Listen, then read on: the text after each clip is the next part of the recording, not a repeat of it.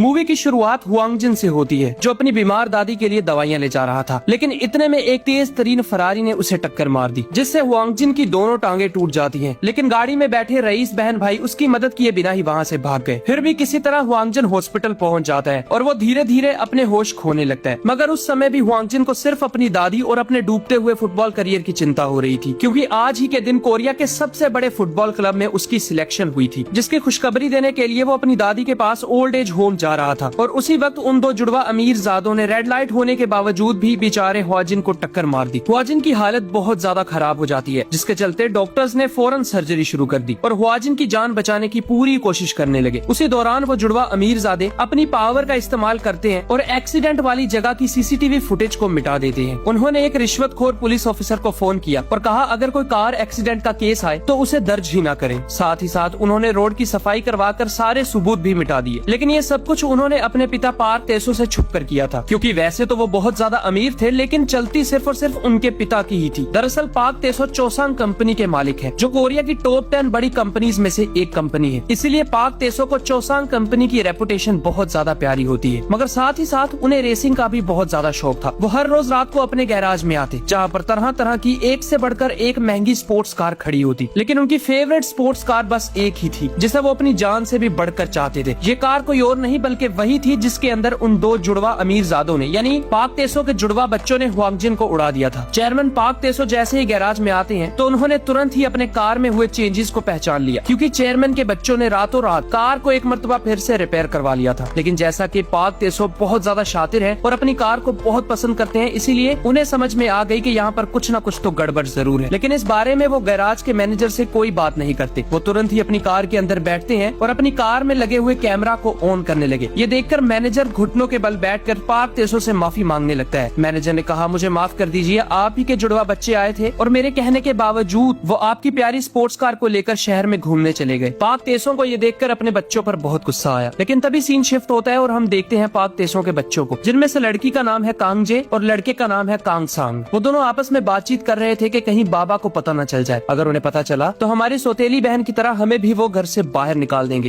कांगजे कहती है फिक्र मत करो, हमने हर छोटे से लेकर हर बड़ा सबूत मिटा दिया, इसलिए डरने की कोई जरूरत नहीं। इधर हम देखते हैं हॉस्पिटल का सीन, जहाँ पर हुआंगजिन को फाइनली होश आ जाती है। हुआंगजिन तुरंत ही उठता है और अपने पैरों पर से जैसे ही कंबल हटाता है तो उसे अपनी टांगों की तरफ देखकर अपनी ही आंखों पर यकीन नहीं आ रहा था। तभी वहाँ पर डॉक्टर आते हैं और उन्होंने कहा हुआंगजिन तुम्हें टेंशन लेने की कोई जरूरत नहीं है, हमने कड़ी मेहनत करके तुम्हारी जान बचा ली और फिक्र मत करो, तुम 6 दिनों के अंदर चलने भी लगोगी। हुआंगजिन काफी दुखी हालत में डॉक्टर से पूछता है डॉक्टर बताइए क्या मैं दोबारा से खेल पाऊंगा या नहीं। डॉक्टर कहते हैं आई एम सॉरी, तुम अपने फुटबॉल करियर को भूल जाओ, लेकिन हमने बहुत मेहनत की है तुम पर। हुआंगजिन कहता है मेहनत, आप क्या जानो मेहनत क्या होती है। मैं पिछले 12 सालों से हर रोज सुबह 5 बजे से लेकर शाम 6 बजे तक लगातार मेहनत करता हूँ, ताकि एक दिन अच्छा सा फुटबॉलर बनूं और अपनी दादी को बेहतरीन दवाइयाँ और एक अच्छा लाइफस्टाइल दे पाऊँ। लेकिन आप इतनी आसानी से कह रहे हो कि अब से मैं फुटबॉल खेल नहीं सकता। मगर डॉक्टर भी इसमें कुछ नहीं कर सकते थे, इसलिए वो वहाँ से चले जाते हैं। अगले दिन हमने देखा चेयरमैन पार्क तेसो को, जो अपने सबसे करीबी असिस्टेंट मिस्टर ली पर बहुत ज्यादा भरोसा करते थे। चेयरमैन पार्क बहुत ज्यादा दुखी थे, क्योंकि उनके अपने ही खून ने जिंदगी के हर मोड़ पर उन्हें धोखा दिया है। चेयरमैन पार्क कहते हैं मिस्टर ली, काश के तुम मेरे बेटे होते और मैं ये पूरी कंपनी तुम्हें सौंप देता, क्योंकि अब मैं बूढ़ा हो रहा हूँ और जल्द ही मुझे चेयरमैन के ओहदे से रिजाइन देना होगा और नए चेयरमैन को चुनकर अपनी रिटायरमेंट की जिंदगी को आराम से जीना होगा। लेकिन मुझे नहीं लगता कि कोई चेयरमैन के ओहदे के काबिल है, और चौसांग की तरह हर एक कंपनी का रूल होता है कि बाहर वाला कभी भी चेयरमैन नहीं बन सकता। फिर चेयरमैन पार्क मिस्टर ली को एक खुफिया कमरे में ले जाती है, जिस कमरे के अंदर अरबों रुपए कैश, करोड़ों का सोना और कंपनी के बहुत ज्यादा इम्पोर्टेंट पेपर्स थे। चेयरमैन पार्क ने कहा मिस्टर ली, इस खुफिया कमरे के बारे में तुम्हारे अलावा और कोई नहीं जानता। जब तक मुझे किसी पर भरोसा नहीं हो जाता और मैं अपना नया चेयरमैन नहीं चुन लेता, तब तक तुम भी इस राज को राज ही रखना। यहाँ सीन एक मरतबा फिर से शिफ्ट होता है हुआंगजिन पर, जिसने हॉस्पिटल के अंदर उधम मचाया हुआ था, क्योंकि उसका ब्रेन इस चीज को बर्दाश्त नहीं कर पाता कि अब के बाद वो कभी भी फुटबॉल नहीं खेल पाएगा। और तो और हॉस्पिटल में सर्जरी का और उसकी मेडिकेशन का बिल भी बहुत ज्यादा आ रखा था, जिसके कारण हुआजिन को बहुत ज्यादा पैसों की भी जरूरत होती है। इसी तरह करते हुए 5 दिन बीत जाते हैं और इन 5 दिनों के अंदर हुआजिन ने अपनी दादी से एक मर्तबा भी बात नहीं की थी। वो जैसे ही चलने के काबिल होता है तो हुआजिन तुरंत ही पास के पुलिस स्टेशन में चला जाता है। हुआजिन ने कहा आज से 7 दिन पहले एक गाड़ी ने मुझे टक्कर मार दी थी, जिस वजह से मेरा करियर पूरी तरह से खत्म हो गया। मैं चाहता हूँ कि गाड़ी के मालिक को पकड़कर उसे कड़ी से कड़ी सजा दी जाए और तो और साथ में हर्जाने के पैसे भी। लेकिन जैसे कि वो पुलिस वाले बिक चुके थे तो वो हुआंगजिन को कहते हैं नहीं, हमारे डेटाबेस में ऐसी कोई रिपोर्ट या ऐसा कोई भी एक्सीडेंट दर्ज नहीं हुआ, ना तो वहाँ पर सीसीटीवी में कुछ दर्ज हुआ है और ना ही कोई गवाह है, इसलिए हम बिना सबूत के कोई भी एफआईआर दर्ज नहीं कर सकते। ये सुनकर हुआंगजिन तो मानो हक्का बक्का रह जाता है। उसके साथ पिछले हफ्ते से बद से बदतर ही होता जा रहा था। अगले ही दिन हुआंगजिन को फुटबॉल क्लब से कॉल आती है। उन्होंने कहा हम तुम्हें निकाल रहे हैं क्योंकि अब तुम फुटबॉल नहीं खेल सकते। हुआंगजिन तुरंत ही फुटबॉल क्लब के अंदर जाते हैं। वो उनके सामने रोया, गिड़गिड़ाया, लेकिन उन्होंने कहा बताओ, एक ऐसा प्लेयर जो खेल ही नहीं सकता, हम उसे पैसे देकर क्या करेंगे? इसलिए हमने तुम्हारे साथ जो भी कॉन्ट्रैक्ट साइन किए थे हम उन्हें वापस ले रहे हैं। अपने आप को इतनी ज्यादा बुरी सिचुएशन में पाकर हुआंगजिन दर्द से चूर चूर हो जाता है। इसलिए वो तुरंत ही जहाँ पर उसका एक्सीडेंट हुआ था उस सिग्नल पर जाकर कैमरा की ओर देखने लगा, लेकिन तभी उसके पाँव में दर्द होने लगता है और वो नीचे गिर गया। बेचारे हुआंगजिन के साथ एक भी चीज अच्छी नहीं हो रही थी, लेकिन यहीं से हुआंगजिन के अच्छे दिन शुरू होने वाले थे। जब हुआंगजिन को अपनी आंटी का फोन आया, जो हुआंगजिन को कहती है जिस रात तुम्हारा एक्सीडेंट हुआ था उस टाइम तुम मेरे साथ ही वीडियो कॉल पर थे और खुशकिस्मती से मैंने उस कॉल की रिकॉर्डिंग कर ली थी। मुझे पता है कि वो गाड़ी कौन सी थी जिसने उस रात तुम्हें टक्कर मारी, इसलिए मैं वो रिकॉर्डिंग तुम्हें भेज रही हूँ। बिना वक्त जाया किए ये सबूत पुलिस वालों के पास ले जाओ और देखना तुम्हें इंसाफ मिलने से कोई भी नहीं रोक पाएगा। ये सुनते ही हुआंगजिन एकदम शॉक्ड हो जाता है, मगर इस मर्तबा वो पुलिस स्टेशन नहीं जाता। इस बार वो एक पब्लिक कैफे के अंदर जाकर उस फुटेज को अपने फोन के अंदर रिकॉर्ड कर लेते हैं। हुआंगजिन ने इंटरनेट पर गाड़ी का नंबर सर्च किया तो वो किसी और की नहीं बल्कि चेयरमैन पार्क की ही गाड़ी निकलती है। बस इतना ही था कि हुआंगजिन को चेयरमैन पार्क पर बहुत ज्यादा गुस्सा आने लगा, जिसके चलते वो नकली डिलीवरी बॉय बनकर चोसांग कंपनी के अंदर चला जाता है। उसने कहा ये पैकेज सीधा चेयरमैन पार्क को दे देना और कहना इसके अंदर इमरजेंसी डॉक्यूमेंट्स है। कुछ ही मिनट्स में वो पार्सल चेयरमैन पार्क तक पहुंच जाता है। चेयरमैन ने जैसे ही उस पार्सल को खोला तो उसमें वही फोटोज थी जिनमें उसी की कार ने हुआंगजिन को टक्कर मारी हुई थी। ये देखकर चेयरमैन बहुत हैरान हो जाते हैं और फौरन ही उन्होंने हुआंगजिन को अपने ऑफिस में बुला लिया। चेयरमैन ने कहा आज के समय में कोई भी एआई से नकली फोटोज बना लेगा, जिसके कारण हुआंगजिन ने चेयरमैन को वही टक्कर वाली वीडियो दिखा दी, जिसे देखकर फाइनली चेयरमैन को यकीन हो जाता है कि हुआंगजिन झूठ नहीं बोल रहा। चेयरमैन को फौरन ही याद आ गया कि बेचारे हुआंगजिन को कांगसांग और कांगजे ने ही टक्कर मारी होगी, लेकिन ये बात चेयरमैन पार्क को गैराज के मैनेजर ने नहीं बताई थी। इसलिए हुआंगजिन कहता है बताइए आप मेरे करियर को तबाह करने की भरपाई किस तरह करोगे, लेकिन चेयरमैन पार्क कोई जवाब नहीं देते। इसलिए हुआंगजिन और भी ज्यादा भड़क गया और वो कहता है अगर आपको गाड़ी चलानी नहीं आती तो चुपचाप अपने घर में बैठो,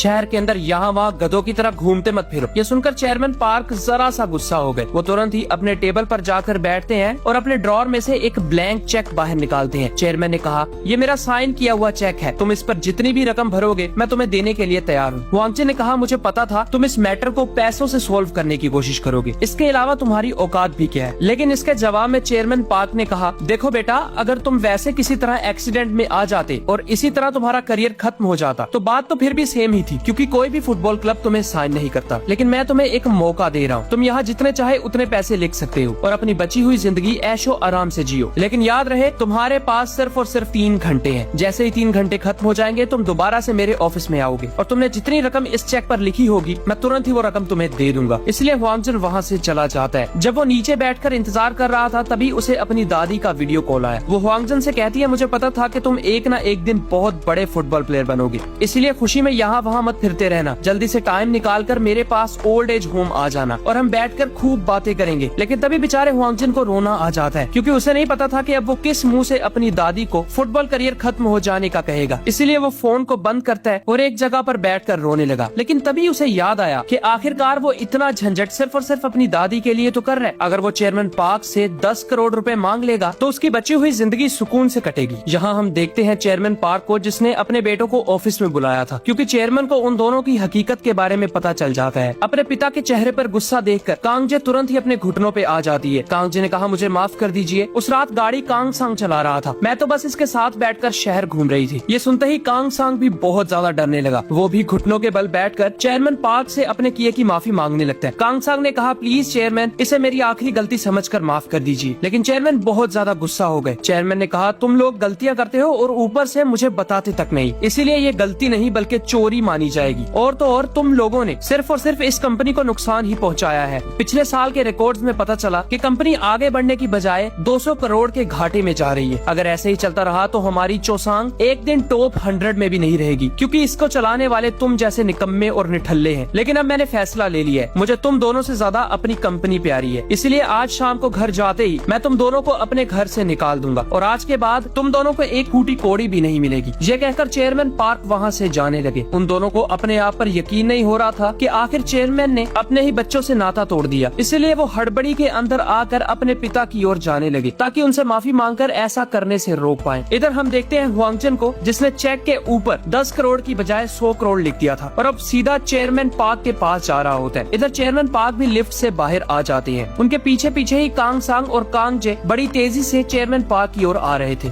अफरा तफरी के दौरान कांग सांग का बैलेंस बिगड़ा और वो चेयरमैन पार्क के अंदर जा बचता है। चेयरमैन पार्क काफी तेजी से सीढ़ियों से नीचे गिरने लगते हैं और गिरते गिरते उनकी टक्कर हुआंगजन से हो जाती है और दोनों पलक झपकते ही बेहोश हो गए। फिर हम देखते हैं हुआंगजन को, जिसने अपने आप को हॉस्पिटल के बिस्तर पर पाया। वो यहाँ वहाँ देखता है, लेकिन जब उसने अपने आप को शीशे में देखा तो वो अपने ही चेहरे को देखकर डर जाता है। उसने कहा, ये तो मैं हूँ ही नहीं, ये तो मैं वही लड़का बन गया हूँ जिस लड़के को मेरे बच्चों ने कार से टक्कर मार दी थी। हुआंगजन ने डॉक्टर से पूछा, बताओ तुम्हें मैं क्या नजर आ रहा हूँ? डॉक्टर कहते हैं, तुम्हारा नाम हुआंगजन है और प्लीज बेड पर लेट जाओ, हमें तुम्हारे और भी चेकअप्स करने होंगे। हुआंगजन कहता है, तमीज से बुलाओ, मेरा नाम पार्क तेसो है और मैं चोसांग कंपनी का चेयरमैन हूँ। मुझे कभी भी किसी ने इतनी बदतमीजी से नहीं बुलाया। यहाँ हम देखते हैं चेयरमैन पार्क तेसो को, जो हॉस्पिटल के अंदर लेटे होते हैं। उन्हें अभी तक होश नहीं आई थी और डॉक्टर ने चेयरमैन पार्क तेसो की दूसरी पत्नी को कहा, इनकी हालत बहुत ज्यादा नाजुक है, हो सकता है इन्हें आज ही होश आ जाए और हो सकता है इन्हें पूरा साल होश न आए, इसलिए आपको हर लिहाज से तैयार रहना होगा। तभी वहाँ पर मिस्टर ली आ जाते हैं, जो चेयरमैन पार्क तेसो की दूसरी पत्नी चोसुन को कहते हैं, आपको चिंता करने की कोई जरूरत नहीं है, हम चेयरमैन का इलाज दुनिया के सबसे बेस्ट डॉक्टर से करवाएंगे। इधर हम देखते हैं हुआजिन को, जो असलियत में चेयरमैन पार्क थे। यानी जब उन दोनों की टक्कर हुई तो हुआजिन का दिमाग चेयरमैन पार्क की बॉडी में चला गया और चेयरमैन पार्क का दिमाग हुआजिन की बॉडी में। हुआजिन यानी चेयरमैन पार्क उसी कमरे के बाहर थे जहाँ पर उनकी रियल बॉडी पड़ी हुई थी। तभी वहाँ पर मिस्टर ली आ जाते हैं, लेकिन इतने में ही चेयरमैन ने अपनी बॉडी की ओर भागना शुरू कर दिया। अब असलियत में वो थे तो हुआंगजन की बॉडी में, जो बहुत ज्यादा मजबूत थी, इसलिए वो लोगों को धक्का देकर अपनी असली बॉडी के पास पहुँच जाते हैं। लेकिन वहाँ जाते ही अचानक से हुआजिन यानी चेयरमैन पार्क के शरीर में और दिमाग में बहुत तेज दर्द होने लगता है, जिससे हुआजिन यानी चेयरमैन पार्क वहीं पर नीचे गिर गए और अब से हम हुआजिन को चेयरमैन पार्क ही कहेंगे। इतने में ही वहाँ पर सिक्योरिटी वाले आ गए और उन्होंने चेयरमैन पार्क को उठाकर वहाँ से बाहर फेंक दिया। जब वो सीढ़ियों में खड़े होते हैं तभी वहाँ पर उनकी अपनी ही बेटी, जिसका नाम है गुयंग, वो न्यूयॉर्क से आ जाती है। चेयरमैन उसे देखकर बहुत ज्यादा हैरान हुए। चेयरमैन ने कहा, आखिर तुम न्यूयॉर्क से यहाँ पर क्या कर रही हो? तुम्हें तो मैंने घर से निकाल दिया था और अमेरिका भेज दिया था, लेकिन तुम मेरी इजाजत के बिना यहाँ कैसे आई? तभी चेयरमैन ने गुयंग का कार्ड देखा, जहाँ पर गुयंग ने अपना एक फेक नाम बनाकर चोसंग के अंदर एंट्री ले ली थी, यानी वो चोसंग के अंदर ही जॉब करती है। चेयरमैन की बातें सुनकर गुयंग को बहुत ज्यादा गुस्सा आता है, इसीलिए उसने चेयरमैन को दीवार के साथ लगा दिया और काफी दर्द देने के बाद वो चेयरमैन को छोड़ देती है। गुयंग ने कहा, मुझे नहीं पता कि तुम्हें मेरा असली नाम किस तरह पता है और तुम्हें ये कैसे पता कि मैं न्यूयॉर्क में थी, लेकिन अगर तुमने किसी को भी बताया तो मैं तुम्हें जिंदा नहीं छोड़ूंगी। तभी वहाँ पर कांग जे और कांग सांग आ जाते हैं, जिस वजह से गुयंग तुरंत ही वहाँ से भाग गई। कांग सांग कहता है, हमें तुमसे एक बहुत इंपॉर्टेंट बात करनी है। तभी सीन शिफ्ट होता है और हम देखते हैं गुयंग और उसकी माँ चूसुन को,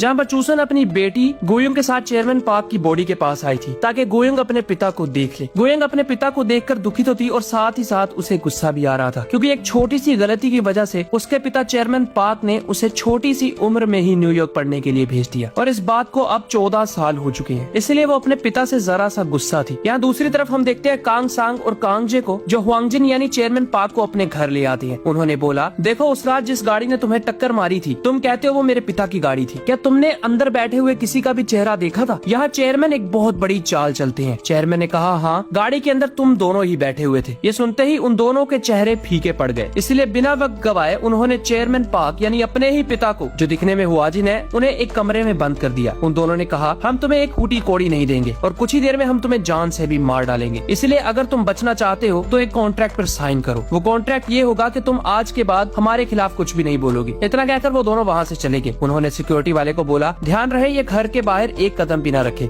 इतना कहकर वो वापस अपनी कंपनी में आ गए। जब रात हुई तो हमने देखा चेयरमैन पार्क को, जो चुपचाप अपने घर से चोरी छुपे निकल जाते हैं, क्योंकि आखिरकार ये घर उन्होंने ही बनाया था, तो हर छोटी से बड़ी डिटेल के बारे में उन्हें अच्छी तरह पता होता है। वो पीछे के दरवाजे से सबसे छुपते छुपाते हुए घर से बाहर आ जाते हैं और सीधा एक टैक्सी लेकर चोसंग कंपनी के बाहर आ गए, जहाँ पर वो एक और बहुत बड़ी चाल चलते हैं। उन्होंने सभी प्रेस वालों को चोसंग कंपनी के अंदर आने का कहा और मीडिया के सामने आकर उसे टक्कर किसने मारी थी इसके बारे में बताने लगे। लेकिन चेयरमैन पार्क यहाँ भी एक बहुत बड़ा दाव खेलते हैं। उन्होंने मीडिया के सामने बताया, मुझे टक्कर मारने वाला कोई और नहीं बल्कि चेयरमैन पार्क तेसो ही था, उनके बेटों का इसमें कोई हाथ नहीं है और आज शाम तक वो वीडियो भी अपलोड हो जाएगी। ये सुनकर वहाँ पर मौजूद कांग सांग, कांग जे, मिस्टर ली और गुयंग हक्के बक्के रह गए। मिस्टर ली को पता था कि चेयरमैन ऐसा काम कभी कभी भी नहीं कर सकते। लेकिन उन दो जुड़वा बहन भाइयों को ये नहीं पता था कि आखिर हुआजिन यानी चेयरमैन पार्क उन दोनों को बचाने की कोशिश क्यों कर रहे हैं। इतना कहकर तुरंत ही चेयरमैन पार्क कंपनी से बाहर आ गए और वो अपने कार्ड को देखते हुए ठीक वहीं पर आ जाते हैं जहाँ पर हुआजिन रहा करता था। बड़ी मुश्किल से उन्हें हुआजिन का अपार्टमेंट मिलता है, लेकिन जैसे ही वो अंदर गए तो वहाँ पर उन्हें बहुत बुरी बदबू आने लगती है। साथ ही साथ उन्होंने देखा कि हुआजिन ने अपनी सभी दीवारों पर सिर्फ और सिर्फ फुटबॉल के ही पोस्टर्स लगा रखे थे और तो और एक पोस्टर में हुआजिन अपनी दादी के साथ भी खड़ा होता है। लेकिन तभी चेयरमैन की नजर वहाँ पर एक कॉकरोच पर पड़ती है, जिससे डरकर वो तुरंत ही अपार्टमेंट से बाहर आ जाते हैं। डर के मारे वो इतना तेज भागे कि उन्हें पता ही नहीं चला कि वो भागते भागते कितनी दूर आ गए हैं। उसी दौरान उन्हें एक चीज की रियलाइजेशन और होती है, वो ये कि जब वो अपने रियल वाले शरीर में थे तो भागना तो दूर, वो ठीक से चल भी नहीं सकते थे। इसलिए अब वो अपने आप को एक जवान शरीर में पाकर बहुत ज्यादा खुश होते हैं। तभी हमने देखा एक डॉक्टर को जो चेयरमैन पार्क तेसो की बॉडी के पास आए थे। वहाँ पर पहले से चूसो मौजूद थी, जिसे देखकर डॉक्टर ने अपने पीछे एक खास तरह की दवा को छुपा लिया। दरअसल ये डॉक्टर और कोई नहीं बल्कि कांग जे के ही हस्बैंड है। चूसो ने कहा, डॉक्टर प्लीज इन्हें बचा लो।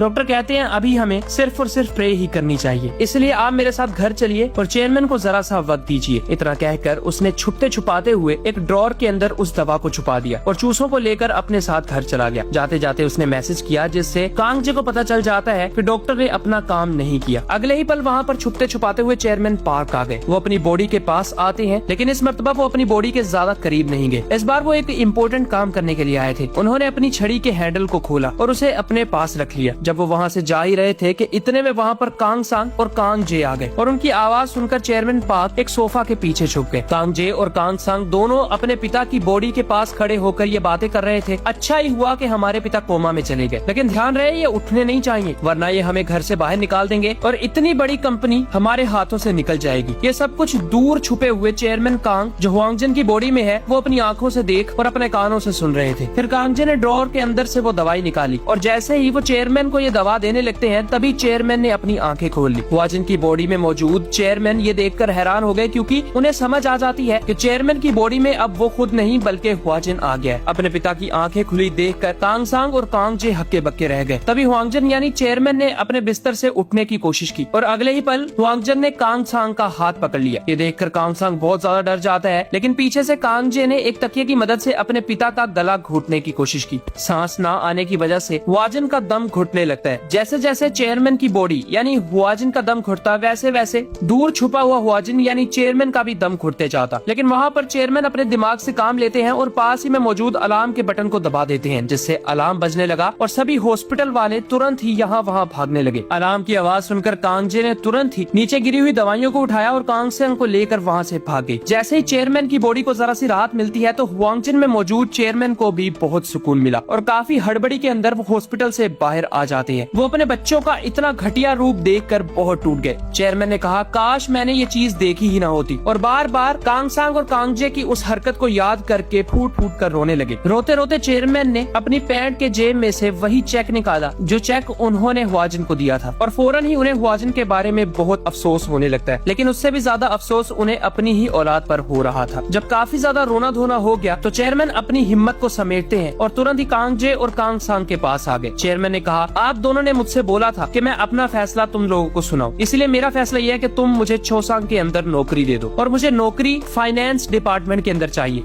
यानी जहाँ पर पूरे चोसांग ने कितना पैसा कमाया और कितना गवाया वहाँ हिसाब किताब होता है। और अगर तुम ऐसा नहीं कर सकते तो मैं तुम्हारी असलियत मीडिया के सामने ला दूंगा। इसलिए डर के मारे कांग सांग और कांग जे हुआंगजिन यानी चेयरमैन पार्क को नौकरी दे देते हैं। फिर सीन शिफ्ट हुआ और हम देखते हैं चेयरमैन पार्क यानी हुआंगजिन को, जिसके पास मिस्टर ली आते हैं। मिस्टर ली ने कहा, मैं चेयरमैन को अच्छी तरह से जानता हूँ, चेयरमैन कभी भी किसी के साथ इतना ज्यादा बुरा नहीं कर सकते। अगर उनसे गलती हुई भी थी, जो मुझे लगता है नहीं हुई, तो वो उसे सुधारने के लिए वहीं पर रहते, कायरों की तरह भागते नहीं। हुआंगजिन यानी चेयरमैन मिस्टर ली की बात सुनकर बहुत ज्यादा दुखी हो जाते हैं। फाइनली उन्हें कोई एक इंसान ऐसा मिला जो अभी भी उन पर विश्वास करता है। लेकिन हुआंगजिन यानी चेयरमैन मिस्टर ली को जरा सा भी शक नहीं होने देते कि ये और कोई नहीं बल्कि चेयरमैन ही है, और मिस्टर ली को भी बुरा भला कहकर वहाँ से चले जाते हैं। यहाँ चेयरमैन का आज नौकरी पर पहला दिन था और काफी कड़ी मेहनत के बाद रात हो जाती है। जैसे ही रात हुई तो सबसे छुपते छुपाते हुए चेयरमैन अपने ऑफिस में आ गए। जहाँ आते ही उन्होंने देखा कि ऑफिस में अब उनकी एक भी पिक्चर नहीं है। कांग जे और कांग सांग ने सभी पिक्चर्स को हटवाकर चेयरमैन का रूम खाली कर दिया था, लेकिन चेयरमैन उसी खुफिया रूम के अंदर आए जो उनकी स्टिक के हैंडल से खुलता था, और अंदर जाते ही उन्होंने कुछ पैसे, कुछ सोना और 7 स्टार होटल का एंट्री पास ले लिया और उन सब चीजों को लेकर लेकर होटल में रहने चले जाते हैं। अब जैसे कि वो होटल 7 स्टार था, इसलिए वहाँ पर जरूरत की सारी चीजें मौजूद थी। सुबह होने पर रूम सर्विस वाले चेयरमैन के लिए नए सूट, नई घड़ी, नए मोबाइल और कुछ जरूरत की चीजें लाकर देते हैं। फिर वो रेडी होकर अपनी ही कंपनी चोसांग के अंदर जॉब करने के लिए पहुंच गए। वहाँ जाते ही उन्होंने देखा कि फाइनेंस डिपार्टमेंट के अंदर उनकी खुद की ही बेटी गोयंग भी जॉब करती है, जिसे भनक तक नहीं थी कि हुआजिन की बॉडी में और कोई नहीं बल्कि चेयरमैन खुद ही है। जब गोयंग ने हुआजिन को तू कह के बुलाया तो चेयरमैन बहुत भड़क गए। चेयरमैन ने कहा, तुम्हें अपने सीनियर को बुलाने की तमीज नहीं है क्या? इसलिए वहाँ पर मौजूद सभी लोग उन दोनों की तरफ देखने लगते हैं। गोयंग को अपनी बेइज्जती बर्दाश्त नहीं हुई तो वो चुपचाप वहाँ से चली गई और इसी तरह 2-3 दिन बीत गए। एक दिन जब सारे बड़े बड़े ऑफिसर्स और बड़ी बड़ी पोस्ट वाले एक जगह पर मीटिंग कर रहे थे, तभी वहाँ पर और कोई नहीं बल्कि गोयंग और हुआजिन यानी मिस्टर चेयरमैन आ जाते हैं। चेयरमैन ने कहा, आप सब लोगों को एक आखिरी पेशकश देना चाहता हूँ। और चेयरमैन ने 3 बड़ी कंपनीज का नाम लिया। चेयरमैन ने कहा, इन 3 कंपनीज को हम अपनी कंपनी से अलग कर देंगे तो हमारी कंपनी को 300 करोड़ का मुनाफा होगा। अगर ऐसा नहीं करते तो हम लगातार घाटे में ही जाएंगे। चेयरमैन की बात सुनते ही कांग सांग के तो मानो होश ही उड़ गए, क्योंकि ये वही 3 कंपनीज थी जो किसी और की नहीं बल्कि कांग सांग की होती है। लेकिन इस बात के बारे में सिर्फ चेयरमैन को ही पता था। कांग सांग को लगता था कि इन 3 कंपनीज का मालिक कांग सांग है। इस बात के बारे में चेयरमैन को भी नहीं पता। इसलिए कांग सांग हुआजिन पर भड़क जाता है और उसे शक होने लगा कि शायद हुआजिन को हमारे सीक्रेट्स पता है और उसे पता है कि इन 3 कंपनीज में से जो घोटाला होता है वो सारे के सारा मेरी जेब में जाता है, जिसके चलते वो इन 3 कंपनी से नाता तोड़ने को बोल रहा है। और इसी तगड़े सस्पेंस के साथ ये पार्ट यही खत्म हो गया। पार्ट 2 की एक्सप्लेनेशन अगर चाहिए तो कमेंट्स के अंदर पार्ट 2 लिख देना। Thank you so much.